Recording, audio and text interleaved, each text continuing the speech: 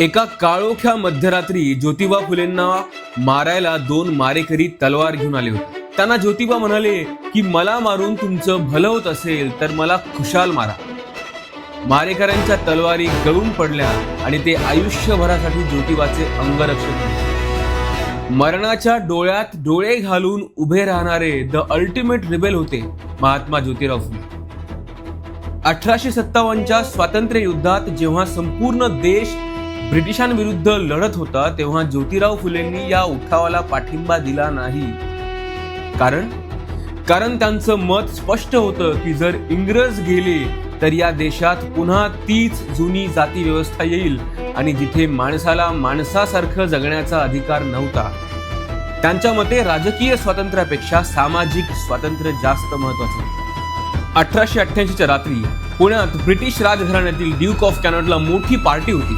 सगळे श्रीमंत लोक भारी कपडे घालून आले होते. पण तिथे ज्योतिराव पोहोचले अंगावर फाटके कपडे आणि हातात काठी.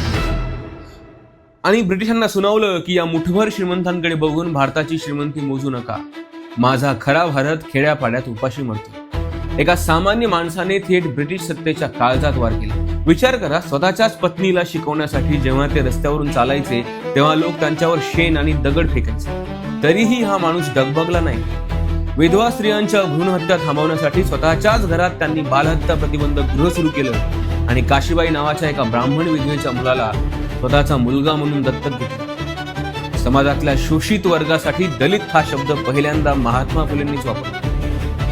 1850च्या दशकात स्वतःच्या घरात पाण्याचा हौद अस्पृश्यासाठी खुला करणारा हा पहिला भारतीय होता.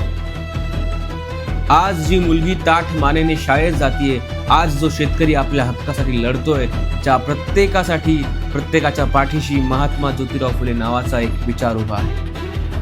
फक्त जयंतीला स्टेटसला फोटो ठेवून चालणार नाही, त्यांचे विचार डोक्यात ठेवावे लागतील.